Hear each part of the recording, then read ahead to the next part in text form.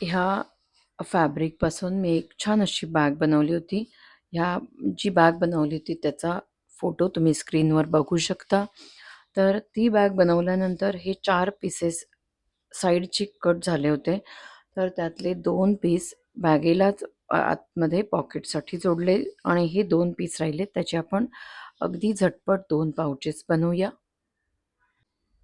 सगळ्यात आधी हा जो फॅब्रिकला शेप होता तो एकसारखं हे कापड करून घेते आणि त्याचं मापसुद्धा सांगते.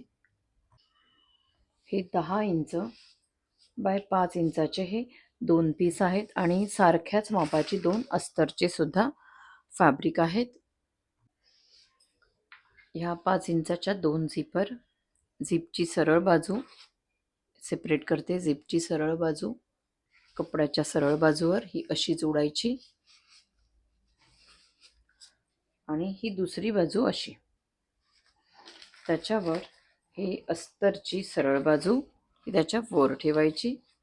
इथे आणि इथे शिवून घ्यायचं. आता या दोन्ही पीसवर झिपर जोडून घेतली. इथून सरळ करायचं. हा पण पीस आता सरळ केल्यानंतर असं ठेवायचं.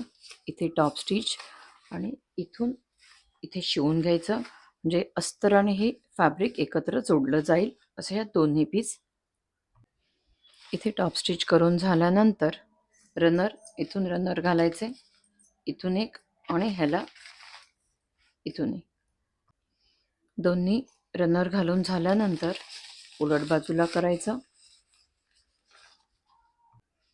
इथे एक हे छोटं फॅब्रिक राहिलं होतं तर त्याची इथे किचन जोडण्यासाठी छोटीशी अशी स्ट्रीप बनवूया. हे 2 इंच बाय हे 4 इंच आहे त्याचे 2 पीस कट करूया. हे असं मी इथे दोन्ही बाजूला एक एक फोल्ड करून शिवून घेते. इथून आणि इथे शिलाई करून. आता ही उलट केल्यानंतर हे आपल्याला असं जिथे झिपर लॉक होते तिथे हे असं फोल्ड करून ही अशी फोल्ड बाजू आतमध्ये ठेवायची आणि हे असं जोडायचं आहे. पण हा एक पीस असा घेतलाय की 1/2 इंच किंवा अर्धा इंच रनरची साईड अशी राहील आणि ही स्ट्रीप इथे झिपरच्या इथे ही अशी ठेवायची आणि दोन्ही बाजूने शिवून घ्यायचं.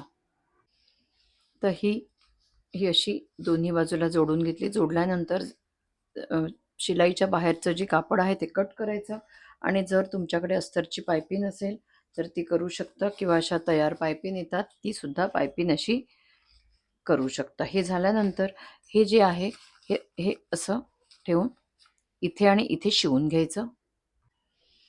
हे शिवताना ही जी स्ट्रीप बनवली होती ती हे असं झिपर जिथे लॉक होते तिथे हे असं इथे ठेवायचं. अर्धा किंवा पाव इंच खाली ठेवून शिवून घ्यायचं.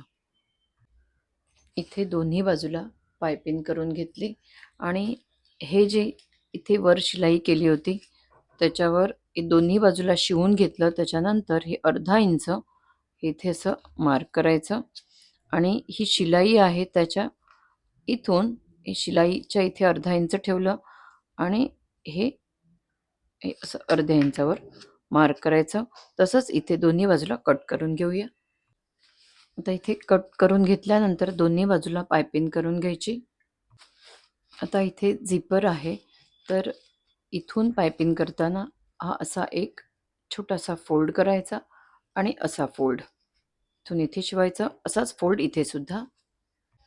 इथे दोन्ही बाजूला पायपिंग केली. त्याच्यानंतर ही झिपर ओपन करायची आणि इथे हे असं शिवून घ्यायचं आणि अशीच पायपिंग करायची. असंच इथे. आता दोन्ही बाजूला शिवून झाल्यानंतर पायपिंग करून घेतली. पायपिंग झाल्यानंतर सरळ बाजूला करूया.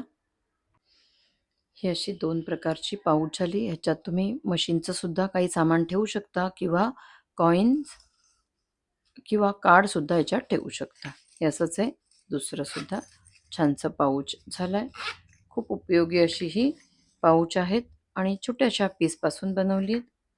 असे तुम्ही राहिलेल्या कपड्याचा असा उपयोग करू शकता.